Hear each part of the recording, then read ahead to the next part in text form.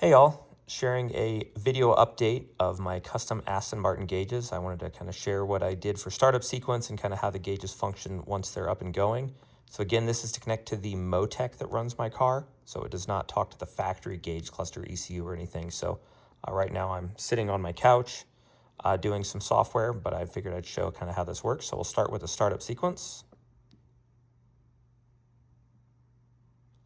I got a little joke there with the Power Beauty soulless because I changed the drivetrain of my car. So doing a little bit of work here with Kiro and the Arduino IDE. And then over here, this is simulating my car. This is just a custom CAN sender. So right now, I have some mocked up messages that handle a bunch of things. So I'm gonna send 558, which for mine, we're sending now will change what the gauges are displaying. So right now we have engine coolant temp and oil pressure. Now we have left and right air fuel ratio, manifold absolute pressure and speed, low side fuel pressure, direct injection fuel pressure, ethanol percentage, and battery voltage. So those are the different displays here. So I'm gonna cycle back to the start. And then if we come back over here, I'm gonna close this out and we're gonna do a quick message flood. So this is just a constant flood of messages across all the channels that it receives on. These are just mocked up. They're not set to MoTeC values yet. I'll do that a little bit later. If we come look, I have a high-speed send, and it's just sending a bunch of garbage. But the point of this is that it can cycle through these. I'm sending these at a 10 millisecond rate for about 1,000 messages. The colors are, again, kind of placeholders. They're just markers to show if, oil pressure's low or coolant temperature's high or low. And then if there's no message received for a few seconds, it goes ahead and resets to 0. So that's the base functionality, but we've got a few other things that we've added.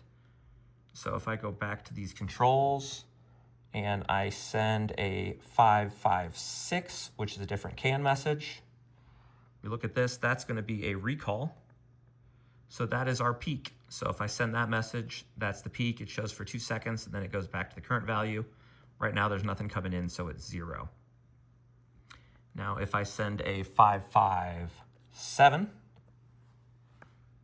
we're gonna do a reset.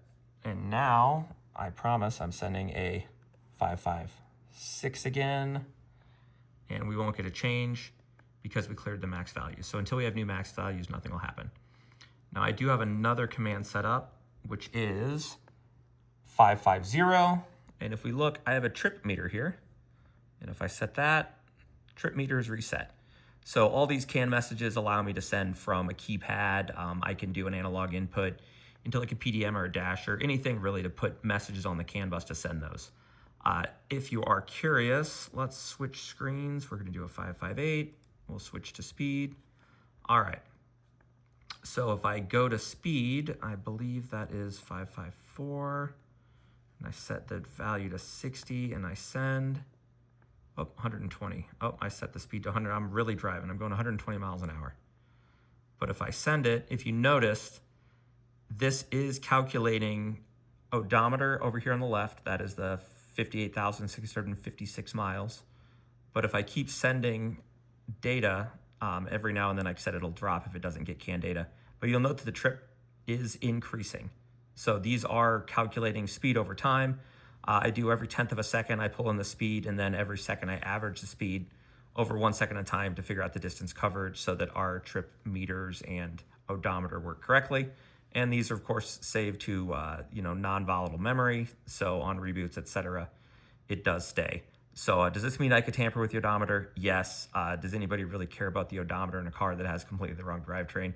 Not really. Miles do not reflect accurate. Although these are my accurate miles, I did check them before I took the dash apart. So I will start with the correct mileage, but this does allow me to track it. So anyway, just wanted to share what I've been working on and kind of how this works. And then once it's in the car, these gauges, again, they have a separate controller from the actual gauges.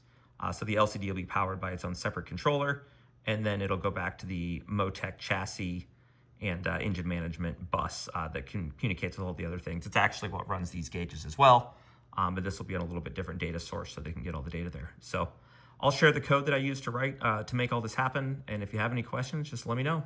Thanks.